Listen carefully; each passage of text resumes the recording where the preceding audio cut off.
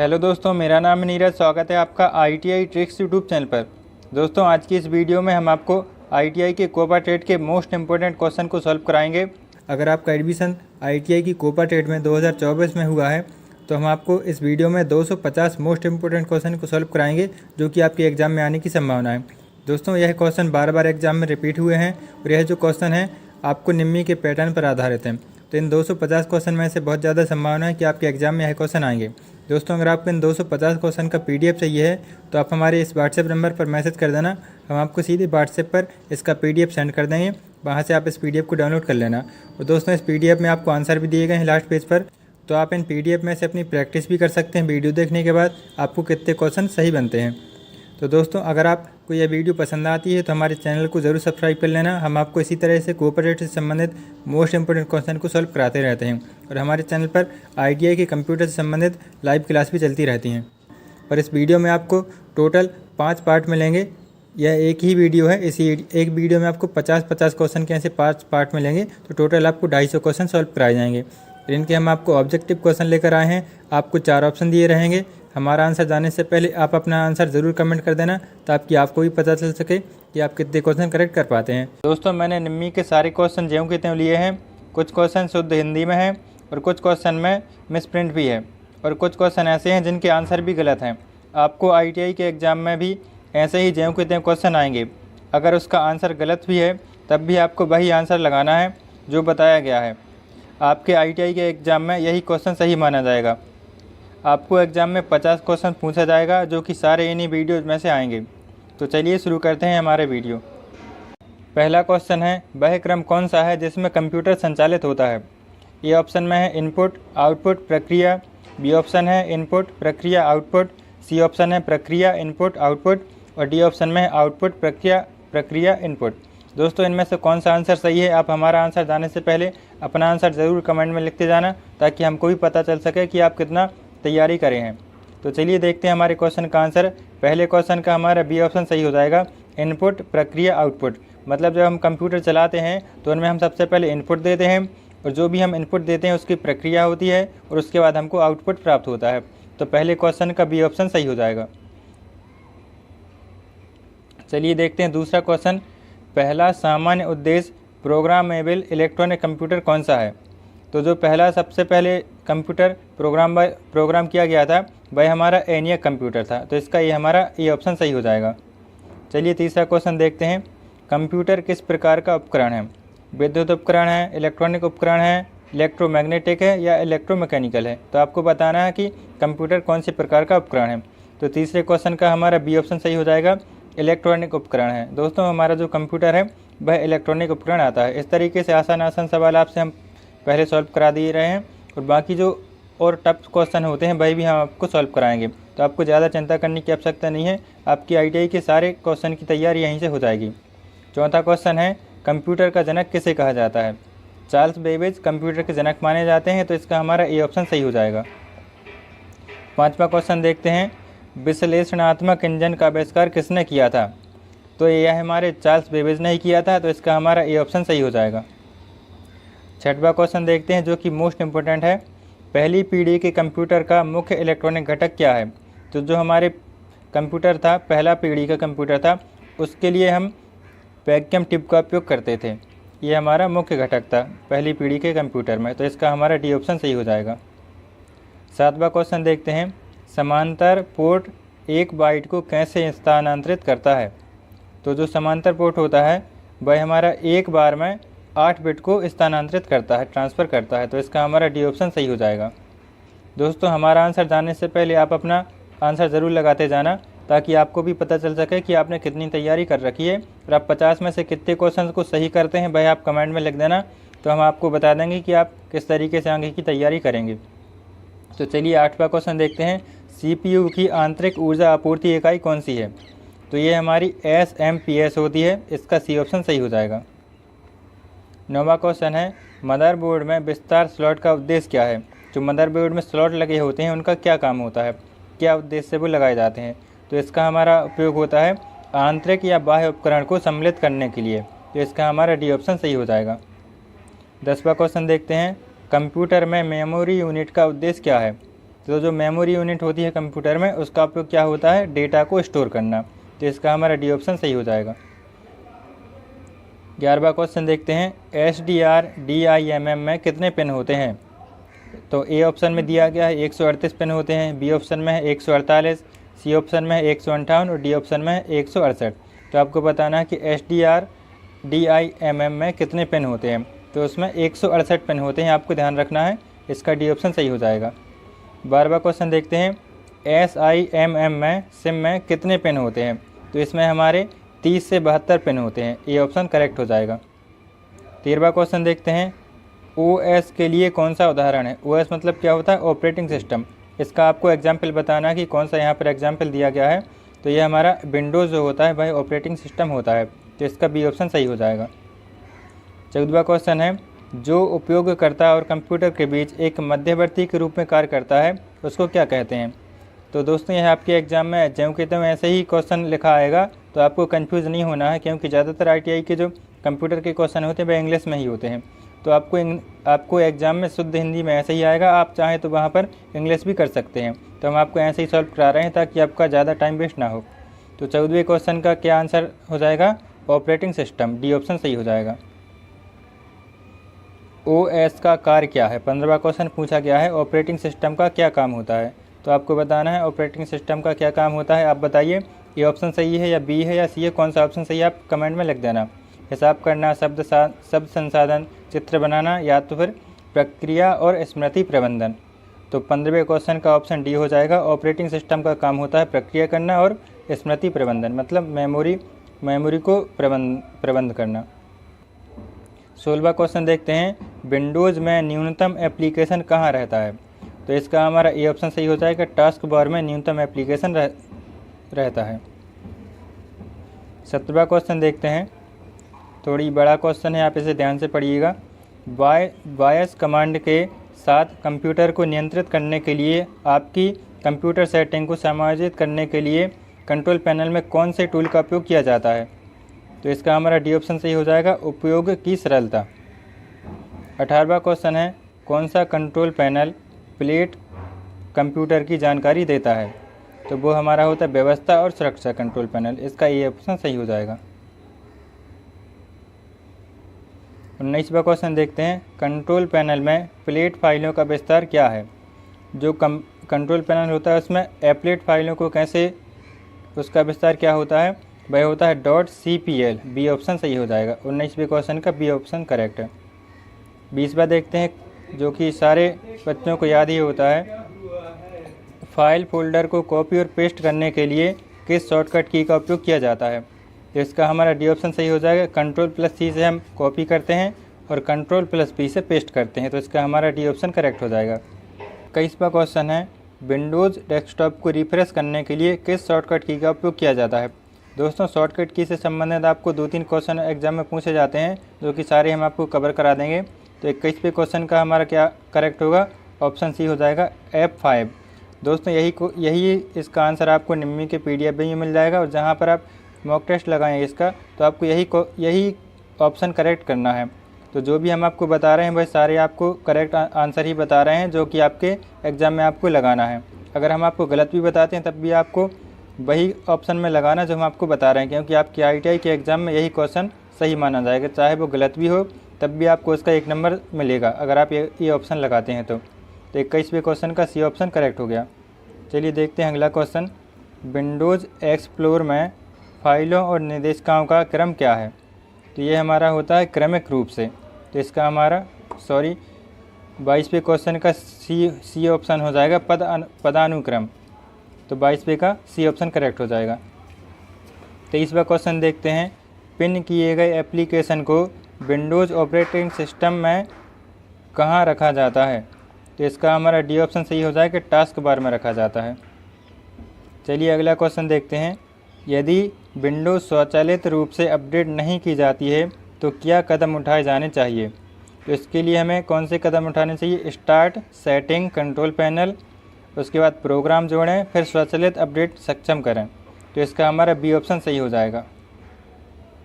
25वां question देखते हैं, यदि पेन ड्राइव काटा नहीं गया है तो क्या किया जाना चाहिए। तो उसके लिए हम क्या कर सकते हैं, डिवाइस मंगर, देख लेना इसको क्या लिखा हुआ था, क्योंकि PDF में तो ऐसा ही लिखा था निम्मी के। और इसके बाद क्या करेंगे, इसका बी ऑप्शन करेक्ट है, डिवाइस मंगर लिखा हुआ है। उसके बाद USB रूट हब डिवाइस सक्षम करें पर राइट क्लिक करें, तो इसका हमारा बी ऑप्शन सही हो जाएगा। चलिए अगला क्वेश्चन देखते हैं। निम्नलिखित में से कौन सा लिनक्स में निर्देश का विभाजक है। दोस्तों आपको यह लिनक्स वाला चैप्टर नया नया जोड़ा गया है ITI में, तो इसको आप अच्छे से ध्यान से पढ़िएगा। तो 26वें क्वेश्चन का क्या आंसर हो जाएगा, ए ऑप्शन करेक्ट हो जाएगा। जो स्लैश वाला निशान होता है ये हमारा लिनक्स में निर्देश का विभाजक है। तो चलिए दोस्तों देखते हैं अगला क्वेश्चन। 27वां क्वेश्चन है, टिपिकल DVD का क्षमता क्या है।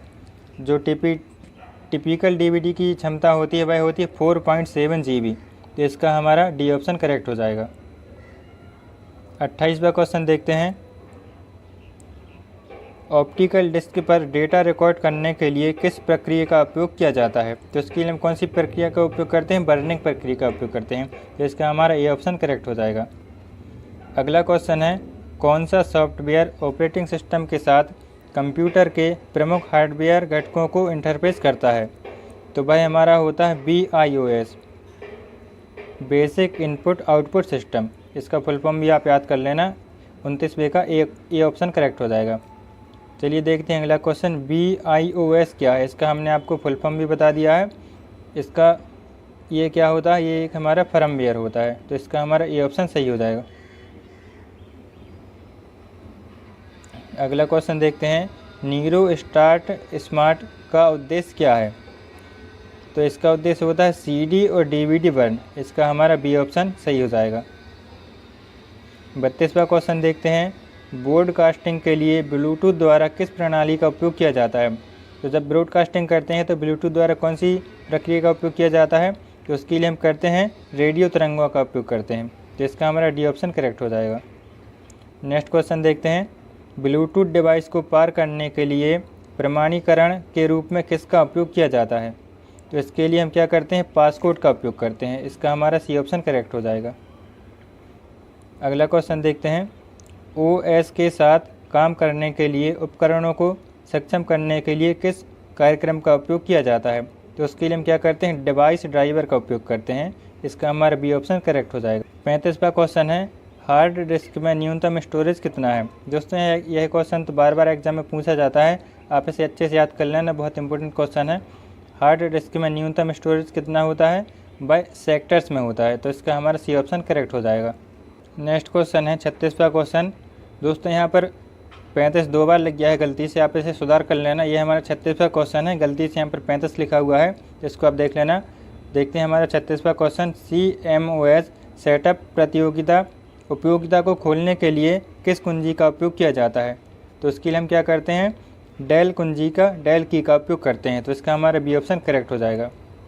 नेक्स्ट क्वेश्चन देखते हैं, हार्ड ड्राइव पर सभी डेटा को हटाने की प्रक्रिया क्या है। तो जब हम सभी डेटा को हटाते हैं हार्ड ड्राइव पर, तो उसको क्या बोलते हैं, फॉर्मेटिंग बोलते हैं, तो इसका हमारा सी ऑप्शन करेक्ट हो जाएगा।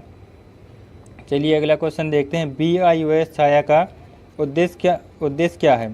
तो ये हमारा होता है रोम को रैम में कॉपी करने के लिए BIOS छाया का उद्देश्य किया जाता है, तो इसका आपको फुल फॉर्म भी याद करना है। BIOS का तो हमने आपको बता दिया है, रैम का और रोम का भी फुल फॉर्म आपको याद होना चाहिए। तो रोम का फुल फॉर्म होता है रीड ओनली मेमोरी, और रैम का फुल फॉर्म होता है रैंडम एक्सेस मेमोरी।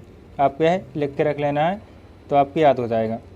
चलिए अगला क्वेश्चन देखते हैं, किसी समस्या को ठीक करने या एक नया एप्लीकेशन इंस्टॉल करने या कंप्यूटर में कॉन्फ़िगरेशन बनाने के बाद क्या करना चाहिए। तो उसके लिए हम क्या कर सकते हैं, रीस्टार्ट का ऑप्शन करते हैं, तो इसका हमारा बी ऑप्शन करेक्ट हो जाएगा। 40वां क्वेश्चन देखते हैं, DOS में डिस्क ऑपरेटिंग सिस्टम में पदानुक्रमित फाइल सिस्टम का नाम क्या है। तो इसका हमारा वृक्ष की संरचना, ये ऑप्शन करेक्ट हो जाएगा। दोस्तों इस तरीके के क्वेश्चन आपको एग्जाम में पूछे जाएंगे, तो आपको ऐसे ही आंसर लगाना जैसे हम आपको बता रहे हैं, क्योंकि ये क्वेश्चन आपकी ITI से संबंधित तो हैं, लेकिन आपकी कंप्यूटर की बुक में आपको ये क्वेश्चन नहीं मिलेंगे। चलिए अगला क्वेश्चन देखते हैं, किसी निर्देशिका को हटाने के लिए किस DOS कमांड का उपयोग किया जाता है। तो निर्देशिका को हटाने के लिए क्या करते हैं, RD कमांड का उपयोग करते हैं, तो इसका हमारा ए ऑप्शन करेक्ट हो जाएगा। 42वां क्वेश्चन देखते हैं, लिनक्स में पेरेंट डायरेक्टरी का प्रतिनिधित्व करने के लिए किस चरित्र का उपयोग कर सकते हैं। तो इसमें कौन सा कैरेक्टर उपयोग करते हैं, वह हमारा होता है बी ऑप्शन में जो दिया गया है डबल डॉट है, तो इसका बी ऑप्शन करेक्ट हो जाएगा। चलिए अगला क्वेश्चन देखते हैं, लिनक्स में किसी मौजूदा फाइल में आउटपुट को पुनर्निर्देशित करने के लिए किस पॉइंट का उपयोग किया जाता है। तो उसके लिए हम क्या करते हैं, ए ऑप्शन में जो दिया गया है इसका उपयोग करते हैं। 44वां क्वेश्चन देखते हैं, एमएस डॉस में फाइलों या फोल्डरों के स्थान को निर्दिष्ट करने के लिए किस कमांड का उपयोग किया जाता है। तो उसके लिए हम क्या करते हैं, पाथ कमांड का उपयोग करते हैं, बी ऑप्शन में करेक्ट हो जाएगा। 45वां क्वेश्चन देखते हैं, रूट डायरेक्टरी के तहत निर्देशिकाओं को कैसे कहा जाता है। तो उसको हम क्या कर सकते हैं, डी ऑप्शन में दिया गया है TREE ट्री, इसका हमारा डी ऑप्शन करेक्ट हो जाएगा। अगला क्वेश्चन देखते हैं, कौन सा फाइल नाम कमांड से मेल खाएगा। तो यहाँ पर आपको जो दिया गया है कमांड, ये कौन से फाइल नाम से मेल खाएगा ये आपको बताना है। तो इसका हमारा डी ऑप्शन करेक्ट हो जाएगा, tempt.txt। नेक्स्ट क्वेश्चन देखते हैं, DOS में CD कमांड का उपयोग क्या है। तो इसका क्या उपयोग होता है, वर्तमान निर्देशिका का पथ बदलने के लिए डॉस में CD कमांड का उपयोग करते हैं। 48वां क्वेश्चन देखते हैं, डॉस में फाइल नाम के रूप में अनुमत अधिकतम वर्ण क्या है। तो वो 8 अक्षर के अधिकतम वर्ण हो सकते हैं, तो इसका हमारा डी ऑप्शन करेक्ट हो जाएगा। 49वां क्वेश्चन देखते हैं, निम्नलिखित में से कौन वाइल्ड कार्ड वर्ण है। तो यहाँ पर आपको वाइल्ड कार्ड वर्ण बताना है, ABCD ऑप्शन में कुछ वर्ण दिए गए हैं, तो कौन सा हमारा वाइल्ड कार्ड होता है वह आपको बताना है। स्टार और जो क्वेश्चन मार्क होता है वह हमारा वाइल्ड कार्ड वर्ण है, तो इसका हमारा सी ऑप्शन करेक्ट हो जाएगा। चलिए देखते हैं हमारा लास्ट क्वेश्चन। इस तरीके से हमारे 50 क्वेश्चन कंप्लीट हो जाएंगे। 50वां क्वेश्चन है, टेस्ट फाइल बनाने के लिए किस डॉस कमांड का उपयोग किया जाता है। तो टेस्ट फाइल बनाने के लिए हम कौन सी कमांड का उपयोग करते हैं, COPY कॉपी कॉन का हम उपयोग करते हैं टेस्ट फाइल को बनाने के लिए। DOS का फुल फॉर्म भी आपको याद रखना है, डिस्क ऑपरेटिंग सिस्टम इसका फुल फॉर्म होता है। तो चलिए दोस्तों, इस तरीके से हमारे 50 क्वेश्चन कंप्लीट हो चुके हैं। इसका PDF हम आपको डिस्क्रिप्शन में दे देंगे, या तो फिर कमेंट में आप लिख देना कि हमको PDF चाहिए है, या तो फिर आप हमारे नंबर पर मैसेज कर देना, हम आपको डायरेक्ट इसका PDF व्हाट्सएप पर सेंड कर देंगे।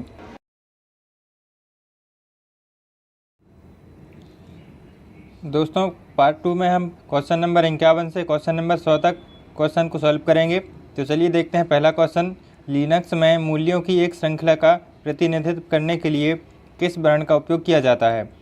तो यहाँ पर आपको बताना है कि लिनक्स में जो मूल्यों का निर्धारण करते हैं वो किस वर्ण से होते हैं। यहाँ पर जो करेक्ट दिए गए हैं इनमें से कौन सा ऑप्शन सही होगा। तो आप बताइए, 4 ऑप्शन दिए गए हैं, इसमें से जो भी ऑप्शन आपको करेक्ट लगता है आप कमेंट में लिख देना, ताकि आपको भी पता चल सके कि आप कितने क्वेश्चन करेक्ट करते हैं। और इन 50 में से आप कितने क्वेश्चन करेक्ट करें वो भी आप लिख देना, ताकि हम आपको अगले पार्ट में और अच्छे क्वेश्चन को सॉल्व कराएंगे। तो हमारे पहले क्वेश्चन का ऑप्शन बी है, जो बड़ा वाला ब्रैकेट होता है, यह हमारा इसका आंसर हो जाएगा। पहले क्वेश्चन का ऑप्शन बी करेक्ट हो जाएगा। चलिए दूसरा क्वेश्चन देखते हैं, कौन सा वर्ण लिनक्स में एक कमांड के आउटपुट को दूसरे में रीडायरेक्ट करता है। तो भाई हमारा कौन सा होता है, पाइप, जो बी ऑप्शन में दिया गया है भाई हमारा दूसरे क्वेश्चन का करेक्ट आंसर हो जाएगा। तीसरा क्वेश्चन देखते हैं, कौन सा लिनक्स कमांड सभी उप निर्देशकों की सामग्री को सूचीबद्ध करता है। तो वह हमारा कौन करता है, जो बी ऑप्शन में दिया गया है इज और स्टार और ये स्लैश दिया गया है, तो इसका हमारा बी ऑप्शन करेक्ट हो जाएगा। दोस्तों, इसमें हम अभी जो पिछली वीडियो में लिनक्स वाले क्वेश्चन रह गए थे थोड़े से, वह सॉल्व करा रहे हैं। अभी 4-5 क्वेश्चन लिनक्स वाले हैं, उसके बाद MS वर्ड वाले क्वेश्चन आएंगे। चौथा क्वेश्चन देखते हैं, कौन सी लिनक्स कमांड पेरेंट डायरेक्टरी की सामग्री को सूचीबद्ध करता है। तो वह कौन करता है, ऑप्शन डी में दिया गया है, ये इसका करेक्ट आंसर हो जाएगा। दोस्तों, ऐसे ही ज्यों कितने क्वेश्चन आपको ITI के एग्जाम में मिलेंगे, तो आप इन्हें अच्छे से रट लेना और सारे क्वेश्चन आपको याद कर लेना है। 5वां क्वेश्चन देखते हैं, लिनक्स में WHO कमांड का क्या उपयोग है। तो वह किसका उपयोग तो वह किस उपयोग के लिए होता है, लॉगिन उपयोगकर्ता के लिए उपयोगी है, तो इसका हमारा ए ऑप्शन करेक्ट हो जाएगा। 6वां क्वेश्चन देखते हैं, फाइल को छिपाने के लिए किस कमांड का उपयोग करते हैं।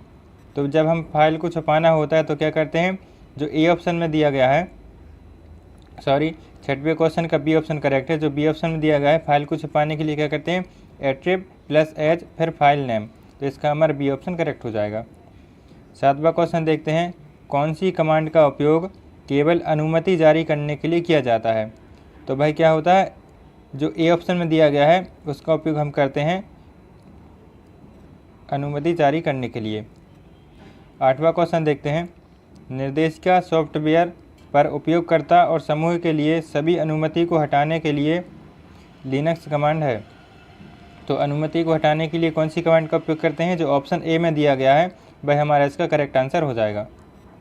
दोस्तों आप इसका पीडीएफ डाउनलोड कर लेना और वहाँ से आप अपनी प्रैक्टिस करते रहना, तो जब आपका एग्ज़ाम होगा तो आप कोई भी क्वेश्चन गलत नहीं करेंगे अगर आप अच्छे से प्रैक्टिस करते हैं तो।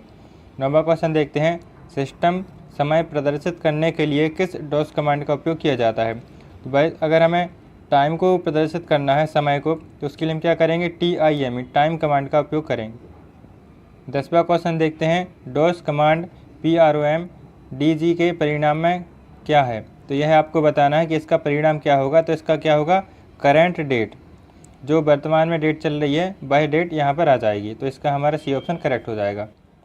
11वां क्वेश्चन देखते हैं, डी ड्राइव में सभी काम फाइलों को सूचीबद्ध करने के लिए किस डॉस कमांड का उपयोग किया जाता है। तो उसके लिए हम किस कमांड का उपयोग करते हैं, ऑप्शन नंबर सी है इसका करेक्ट आंसर, तो ये इसका आप सी ऑप्शन करेक्ट कर लेंगे। 12वां क्वेश्चन देखते हैं, किस लिनक्स कमांड का उपयोग पाठ या फाइल इन नेटवर्क को अवरोही क्रम में स्टार्ट करने के लिए किया जाता है। तो वह क्या होता है, ऑप्शन बी में दिए गए शॉर्ट नेटवर्क, तो इसका हमारा बी ऑप्शन करेक्ट हो जाएगा। 13वां क्वेश्चन देखते हैं, कौन सा लिनक्स कमांड उपयोगकर्ता को X, दूसरे को RW और समूह RWX को फाइल लॉन्चर के लिए समूह में सेट करने की आज्ञा देता है। तो वह हमारा होता है option number A CHMOD 176 launcher. ठीक है, इसका ए ऑप्शन करेक्ट हो जाएगा। 14वां क्वेश्चन देखते हैं, सक्रिय दस्तावेज को स्थायी रूप से संग्रहित करने के लिए किस कमांड का उपयोग किया जाता है। तो इसके लिए हम क्या करते हैं, अगर हमें स्थायी रूप से सेव करना है तो हम सेव कमांड का उपयोग करेंगे, ऑप्शन नंबर ए करेक्ट हो जाएगा। 15वां क्वेश्चन देखते हैं, संपूर्ण शब्द दस्तावेज को उच्च प्रकाश में लाने के लिए किस शॉर्टकट कुंजी का उपयोग किया जाता है। जब हमें उच्च प्रकाश में लाना होता है तो उसके लिए हम क्या करते हैं, Ctrl+A का उपयोग करते हैं, तो इसका हमारा ए ऑप्शन करेक्ट हो जाएगा। 16वां क्वेश्चन है, MS वर्ड में किस उपकरण का उपयोग परिचित और दोहराया विकल्पों को रखने के लिए किया जाता है। तो क्या होता है भाई, क्विक एक्सेल टूल बार, इसका डी ऑप्शन करेक्ट हो जाएगा। दोस्तों आप 50 क्वेश्चन में से कितने क्वेश्चन करेक्ट करते हैं भाई आप बता देना, कमेंट में लिख देना कि हमने सब 50 में से इतने क्वेश्चन करेक्ट करे हैं। तो चलिए 17वां क्वेश्चन देखते हैं, MS वर्ड में किस क्षेत्र का उपयोग पाठ में प्रवेश करने के लिए किया जाता है। तो वह हमारा होता है कार्य स्थान। 18वां क्वेश्चन है, MS वर्ड में कर्सर की वर्तमान स्थिति किस पट्टी में है। तो जो कर्सर की वर्तमान स्थिति वो कहाँ पर होती है, स्टेटस बार में होती है, तो 18वें का सी ऑप्शन करेक्ट हो जाएगा। चलिए अगला क्वेश्चन देखते हैं, 19वां क्वेश्चन है, MS वर्ड में नज़दीकी बटन कहाँ दिखाई देती है। तो वह हमारी खिड़की के शीर्ष दाहिने कोने में दिखाई देती है, तो इसका हमारा सी ऑप्शन करेक्ट हो जाएगा। दोस्तों यह सारे क्वेश्चन ही आपके एग्जाम में आएंगे, आप इन सारे क्वेश्चन को अच्छे से याद कर लेना, और जो भी क्वेश्चन आपको डाउट में लगता है या कुछ भी गलत लगता है तो आप उन्हें रट लेना अच्छे तरीके से, आपको बस एग्जाम में करेक्ट करके आना है। और अगर आपका कोई भी डाउट रह जाता है तो आप इसे बुक से भी सॉल्व कर सकते हैं, या तो फिर कोई भी क्वेश्चन आप हमें कमेंट में लिख देना, हम आपको उसे अच्छे से समझा देंगे। तो 20वां क्वेश्चन देखते हैं, निम्नलिखित में से कौन सा शब्द प्रोसेसर है। तो वह हमारा MS वर्ड होता है शब्द प्रोसेसर, इसका हमारा ए ऑप्शन करेक्ट हो जाएगा। 21वां क्वेश्चन देखते हैं, निम्नलिखित में से कौन सा MS वर्ड की टेक्स्ट स्टाइलिंग विशेषता है। तो वह हमारा होता है शब्द कला, इसका बी ऑप्शन करेक्ट हो जाएगा। 22वां क्वेश्चन देखते हैं, सक्रिय दस्तावेज के डुप्लीकेट को स्थायी रूप से संग्रहित करने के लिए किस विकल्प का उपयोग किया जाता है। तो उसके लिए हम क्या करते हैं, के रूप में रक्षित करें, इसका हमारा सी ऑप्शन करेक्ट हो जाएगा। 23वां क्वेश्चन है, बाहर निकलने वाले शब्द दस्तावेज को देखने के लिए किस विकल्प का उपयोग किया जाता है।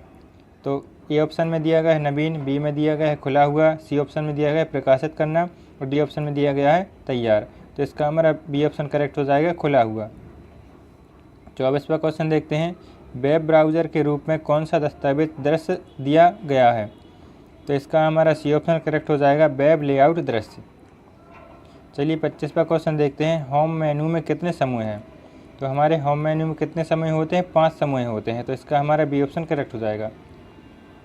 26वां क्वेश्चन देखते हैं। किस समूह में एमएस वर्ड में विकल्पों के माध्यम से सुपरस्क्रिप्ट, सबस्क्रिप्ट और स्ट्राइक शामिल है? तो भाई हमारा होता है फॉन्ट में, इसका हमारा बी ऑप्शन करेक्ट हो जाएगा। 27वां क्वेश्चन देखते हैं। त्वरित पहुंच टूलबार का उद्देश्य क्या है? तो इसका हमारा उद्देश्य क्या होता है? परिचित और दोहराया कार्य करने के लिए त्वरित पहुंच टूलबार का उपयोग किया जाता है, तो इसका हमारा डी ऑप्शन करेक्ट हो जाएगा। 28वां क्वेश्चन देखते हैं। GUTTER गटर मार्जिन का उद्देश्य क्या है? तो इसका हमारा क्या उद्देश्य होता है? मुद्रण करते समय पृष्ठ के बाइंडिंग पक्ष में जोड़ा गया मार्जिन, तो इसका हमारा 28वें क्वेश्चन का सी ऑप्शन करेक्ट हो जाएगा। 29वां क्वेश्चन है। यहाँ पर एक निशान दिया गया है, डॉट एक्स का दिया गया है जो, तो इस बटन के उद्देश्य में क्या है? तो मतलब जो एक्स का निशान होता है तो इसका क्या उद्देश्य होता है भाई आपको बताना है। बटन बंद करें, तो इसका हमारा ए ऑप्शन करेक्ट हो जाएगा। 30वां क्वेश्चन देखते हैं। जूम विकल्प का उद्देश्य क्या होता है? तो जूम विकल्प का क्या उद्देश्य होता है? दस्तावेज या पाठ के आकार को बढ़ाने के लिए या कम करने के लिए हम जूम विकल्प का उपयोग करते हैं। चलिए 31वां क्वेश्चन देखते हैं। टैब सेटिंग के लिए किस विकल्प का उपयोग किया जाता है? तो टैब सेटिंग के लिए क्या करते हैं हम? क्षैतिज रूलर विकल्प का उपयोग करते हैं। 32वां क्वेश्चन है। ऊर्ध्वाधर स्क्रॉल बार के उद्देश्य में क्या है? तो इसका हमारा ए ऑप्शन करेक्ट हो जाएगा, दस्तावेज को ऊपर और नीचे ले जाने के लिए। 33वां क्वेश्चन है। एमएस वर्ड में पूर्ववत कार्रवाई के उद्देश्य में क्या है? तो इसका हमारा ए ऑप्शन करेक्ट हो जाएगा, पिछली कार्रवाई को पुनर्स्थापित करें। दोस्तों यह सारे क्वेश्चन आप लिखते जाना, या तो फिर आप इसका PDF डाउनलोड कर लेना, तो आप इसकी प्रैक्टिस करते रहना। अगला क्वेश्चन देखते हैं। रूलर को सक्रिय और निष्क्रिय करने के लिए किस विकल्प का उपयोग किया जाता है? तो भाई हमारा कौन सा विकल्प होता है? व्यू और रूलर, इसका बी ऑप्शन करेक्ट हो जाएगा। 35वां क्वेश्चन देखते हैं। कवर पेज का उद्देश्य क्या है? तो कवर पेज का क्या उद्देश्य होता है? शीर्षक, लेखक, दिनांक और अन्य जानकारी भरने के लिए अनुमति देता है। 36वां क्वेश्चन देखते हैं। एमएस वर्ड में कौन सा मेनू प्रतीक विकल्प है? तो वह हमारा होता है डी, इंसर्ट विकल्प। 37वां क्वेश्चन देखते हैं। पेस्ट से पहले कौन सा ऑपरेशन किया जाना है? जब हमें पेस्ट करना होता है तो उससे पहले क्या करते हैं? कट करते हैं या कॉपी करते हैं, उसके बाद हम पेस्ट कर सकते हैं, तो इसका हमारा बी ऑप्शन करेक्ट हो जाएगा। दोस्तों यहाँ पर कुछ क्वेश्चन तो आपको बहुत ही आसान दिख रहे होंगे, लेकिन कुछ क्वेश्चन ऐसे हैं जो थोड़ी कठिन से लग रहे होंगे, तो आपको ज़्यादा चिंता करने की आवश्यकता नहीं है। जितने भी क्वेश्चन हम आपको यहाँ पर सॉल्व कराएंगे, तो आपके एग्जाम में 50 क्वेश्चन आने हैं, तो उन 50 में से सारे क्वेश्चन इन्हीं वीडियो में से आ जाएंगे। चलिए अगला क्वेश्चन देखते हैं। किसी विकल्प में किसी विशिष्ट वर्ण, प्रतीकों या सूत्रों का पता लगाने के लिए किस विकल्प का उपयोग किया जाता है?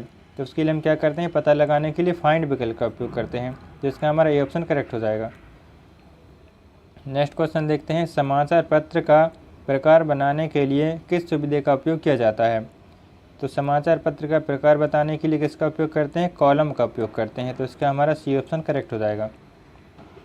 40वां क्वेश्चन देखते हैं। डेटा की सूची के लिए बुलेट डालने के लिए अनुक्रम के संचालन की आवश्यकता होगी, तो हमारे 40वां क्वेश्चन का सी ऑप्शन करेक्ट हो जाएगा। पैराग्राफ ग्रुप, उसके बाद बुलेट बटन, फिर उसके बाद टाइप ऑफ बुलेट, तो इसका हमारा सी ऑप्शन करेक्ट हो जाएगा। 41वां क्वेश्चन देखते हैं। डेटा की सूची से नंबरिंग हटाने के लिए ऑपरेशन के किस क्रम की आवश्यकता है? तो नंबरिंग हटाने के लिए हम क्या करेंगे? नंबर बटन, उसके बाद सेलेक्ट वन, फिर उसके बाद फ्रॉम नंबर टाइप, तो इसका हमारा ए ऑप्शन करेक्ट हो जाएगा। 42वां क्वेश्चन है। रूलर से टैब स्टॉप मार्कर को हटाने के लिए ऑपरेशन के किस क्रम की आवश्यकता है? तो इसके लिए हम क्या करेंगे? 42वें का ए ऑप्शन करेक्ट हो जाएगा। रूलर के टैब स्टॉप निर्माताओं को खींचें। अगला क्वेश्चन देखते हैं। 43वां क्वेश्चन है। एमएस वर्ड में संरेखण के लिए शब्द के बीच की जगह को समायोजित करने के लिए किस सुविधा का उपयोग किया जाता है? तो हम क्या करते हैं उसके लिए?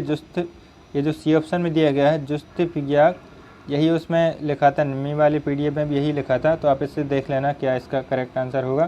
तो इसका हमारे 43वें क्वेश्चन का सी ऑप्शन करेक्ट है।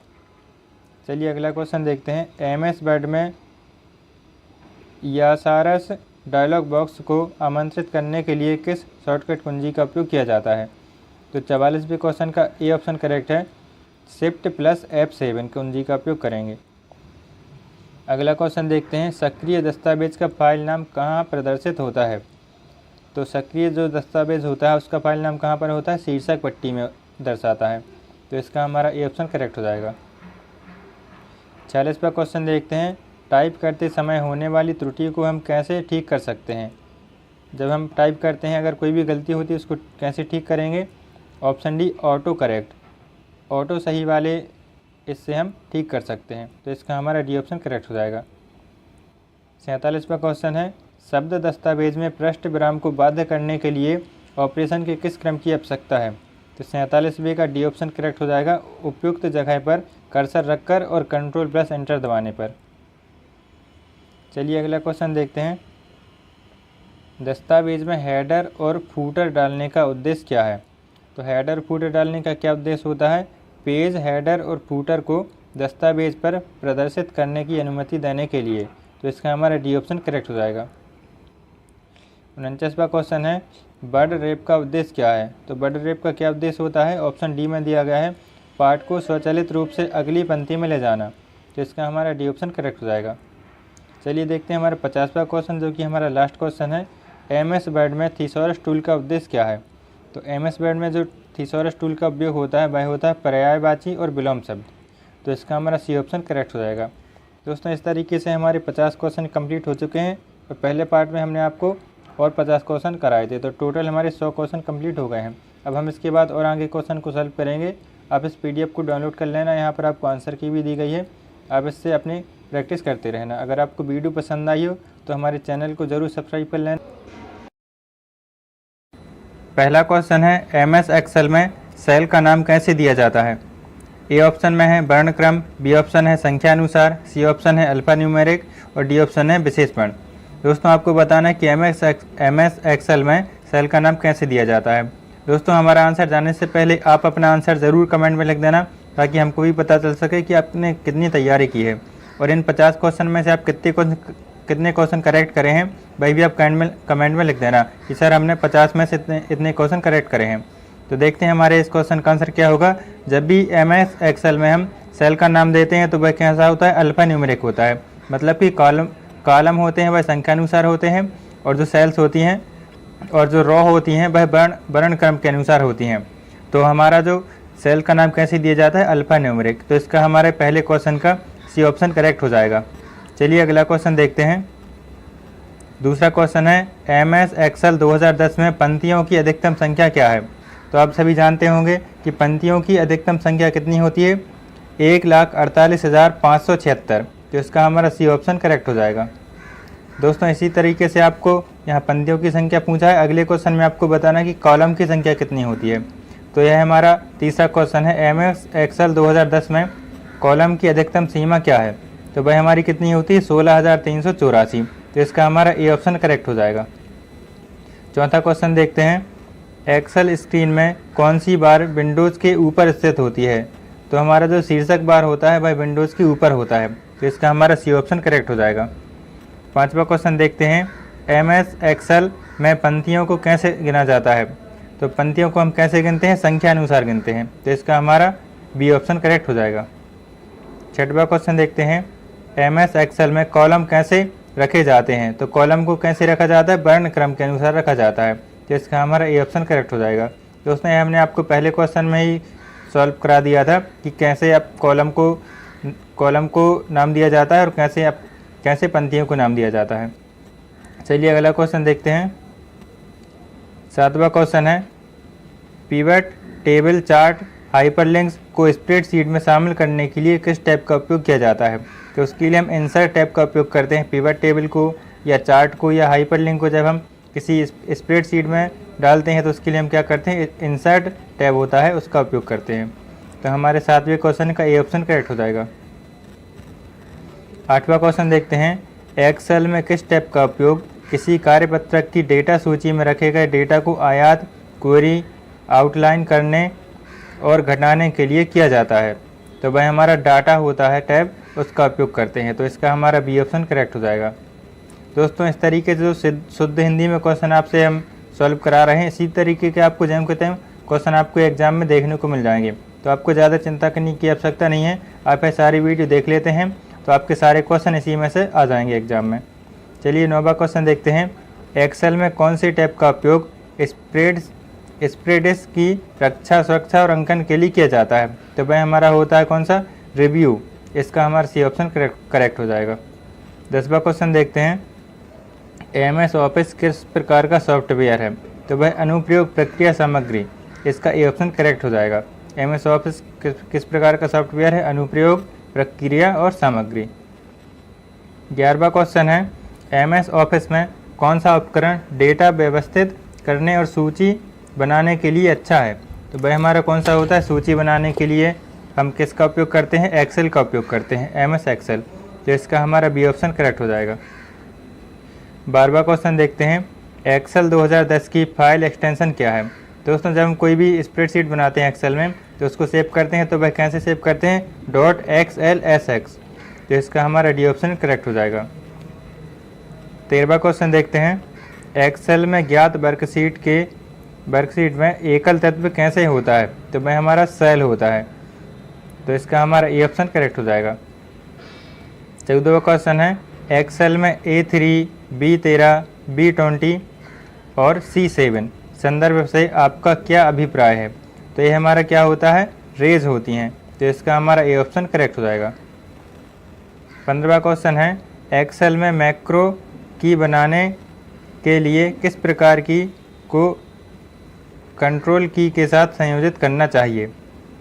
तो मैक्रो की बनाने के लिए किस की का उपयोग करते हैं? तो वह हमारा कौन सा हो जाएगा? 15वें ऑप्शन का बी ऑप्शन करेक्ट है, वर्णानुक्रम। 16वां क्वेश्चन देखते हैं। MS एक्सेल में सीट सूचना और प्रविष्ट बिंदु स्थान प्रदर्शित करने के लिए किस बार का उपयोग किया जाता है? तो वह हमारा होता है स्टेटस बार। इसका हमारा सी ऑप्शन करेक्ट हो जाएगा। 17वां क्वेश्चन देखते हैं। MS एक्सेल में डायलॉग बॉक्स के रूप में सेव करने के लिए किस फंक्शन का उपयोग किया जाता है? तो वह हमारा होता है क्या? 17वें ऑप्शन का डी ऑप्शन करेक्ट हो जाएगा, F12 का उपयोग करते हैं। 18वां क्वेश्चन देखते हैं। वर्कशीट क्षेत्र के प्रदर्शन और इसमें मौजूद डेटा को बदलने के लिए किस टैब का उपयोग किया जाता है? तो उसके लिए हम क्या करते हैं? व्यू टैब का उपयोग करते हैं। इसका हमारा डी ऑप्शन करेक्ट हो जाएगा। 19वां क्वेश्चन देखते हैं। एक्सेल में कौन सा दृश्य पृष्ठों को उसी तरह प्रदर्शित करता है जैसे वे छपने पर दिखाई देते हैं? तो वह हमारा होता है क्या? Page layout view. इससे हम देख सकते हैं कि वह छपने पर कैसा दिखाई देगा। तो 19वें क्वेश्चन का डी ऑप्शन करेक्ट हो जाएगा। 20वां क्वेश्चन देखते हैं। निम्नलिखित में से कौन सा एक्सेल 2010 में जो बराबर का निशान दिए गए है इस चिन्ह के साथ शुरू होगा? तो वह क्या होगा? हमारा सूत्र जो होता है, फार्मूला होता है, तो वह हमारा किस साइन के साथ शुरू होता है? इक्वल टू का जो साइन होता है उससे हमारा सूत्र स्टार्ट होता है। तो 20वें ऑप्शन का डी ऑप्शन करेक्ट हो जाएगा। 21वां क्वेश्चन देखते हैं। स्प्रेडशीट बनाने, प्रारूपण और संपादन के लिए किस टैब का उपयोग करते हैं? तो उसके लिए हम क्या करते हैं? होम टैब का उपयोग करते हैं। तो इसका हमारा बी ऑप्शन करेक्ट हो जाएगा। 22वां क्वेश्चन देखते हैं। किस फंक्शन का उपयोग उन सेल की संख्या को गिनने के लिए किया जाता है जिनमें एक सीमा में संख्याएं होती हैं? तो 22वें ऑप्शन का एक ऑप्शन करेक्ट हो जाएगा, काउंट का उपयोग करते हैं। तो हमारे 22वें का ये ऑप्शन करेक्ट हो जाएगा। 23वां क्वेश्चन देखते हैं। किसी श्रेणी में मान जोड़ने के लिए किस फंक्शन का उपयोग करते हैं? तो मान जोड़ने के लिए हम क्या करते हैं? अगर हमको ऐड करना है तो ऐड के लिए कौन सा फंक्शन उपयोग किया जाता है? सम फंक्शन का उपयोग करते हैं, SUM। तो इसका हमारा बी ऑप्शन राइट हो जाएगा। 24वां क्वेश्चन देखते हैं। MS एक्सेल में सूत्रों का उपयोग किस प्रतीक के लिए किया जाता है? तो हमने पहले ही आपको एक और क्वेश्चन में सॉल्व कराया है, जो इक्वल टू का साइन होता है, बराबर का साइन होता है, इसका उपयोग किया जाता है सूत्रों के लिए। तो इसका हमारा ये आंसर सही हो जाएगा। 25वां क्वेश्चन देखते हैं। जब एक्सेल में कोई फार्मूला डाला जाता है तो परिणाम कहाँ दिखाई देता है? तो जब फार्मूला डालते हैं तो भाई कहाँ दिखाता है? वर्तमान सेल में दिखाई देता है। तो इसका हमारा ए ऑप्शन करेक्ट हो जाएगा। नेक्स्ट क्वेश्चन देखते हैं, एक्सेल में कौन सा फंक्शन एक सीमा में सबसे बड़ा मूल्य खोजने के लिए उपयोग किया जाता है? तो वह हमारा कौन सा होता है? MAX, मैक्सिमम का उपयोग करते हैं। 27वां क्वेश्चन है, MS एक्सेल में निम्नलिखित में से कौन सा टेस्ट फंक्शन है? तो टेस्ट फंक्शन कौन सा होता है? MID, मिड फंक्शन होता है, वह हमारा टेस्ट फंक्शन होता है। तो इसका हमारा ए आंसर हो जाएगा। 28वां क्वेश्चन देखते हैं, निम्नलिखित में से कौन सा एक्सेल में दिनांक और समय का कार्य करता है? तो दिनांक और समय का कौन सा कार्य है? वह होता है हमारा नाउ फंक्शन होता है, जो उससे हम दिनांक मतलब कि जो डेट होती है और टाइम होता है वह वर्क कर सकते हैं। अगला क्वेश्चन देखते हैं, किसी श्रेणी में मध्य संख्या ज्ञात करने के लिए किस फंक्शन का उपयोग किया जाता है? तो मध्य संख्या मतलब बीच की संख्या प्राप्त करने के लिए किसका उपयोग करेंगे? मीडियन का उपयोग करेंगे। तो 29वां का हमारा ए ऑप्शन राइट हो जाएगा। 30वां क्वेश्चन देखते हैं, MS एक्सेल से उद्देश्य टैब की क्या है? तो इसका हमारा बी ऑप्शन राइट हो जाएगा। सेल पॉइंटर को अगले कॉलम पर ले जाता है। तो इसका हमारा बी ऑप्शन राइट हो गया। चलिए अगला क्वेश्चन देखते हैं। दोस्तों इस वीडियो में आपको MS एक्सेल से संबंधित क्वेश्चन ही देखने को मिल रहे होंगे, क्योंकि जो निम्मी वाला PDF है, तो निम्मी के पैटर्न पर जो हमारा 7वां मॉड्यूल है उसमें हमारे सारे MS एक्सेल के ही क्वेश्चन हैं। इस तरीके से हम आपको सारे क्वेश्चन को सॉल्व करा देंगे, अब बस वीडियो पर बने रहिएगा। चलिए अगला क्वेश्चन देखते हैं, MS एक्सेल में इंटर की का उद्देश्य क्या है? तो इंटर की का क्या काम होता है? सेल पॉइंटर को अगली पंक्ति में ले जाने के लिए हम इंटर की का उपयोग करते हैं। 32वां क्वेश्चन है, MS एक्सेल में गो टू डायलॉग बॉक्स खोलने के लिए किस फंक्शन की का उपयोग किया जाता है? तो उसके लिए हम F5 की का उपयोग करते हैं। तो इसका हमारा बी ऑप्शन राइट हो जाएगा। नेक्स्ट क्वेश्चन है, MS एक्सेल में कौन सा विकल्प कुछ शर्तों को पूरा करने वाली पंक्तियों को प्रदर्शित करने के लिए उपयोग किया जाता है? तो वह हमारा होता है फिल्टर। तो इसका हमारा बी ऑप्शन राइट हो जाएगा। नेक्स्ट क्वेश्चन देखते हैं, एक्सेल में किस विकल्प का उपयोग किसी विशेष कॉलम की सामग्री पर पंक्तियों के आधार को पुनर्व्यवस्थित करने के लिए किया जाता है? तो वह हमारा सॉर्ट होता है, जो हमारे सी ऑप्शन में दिया गया है।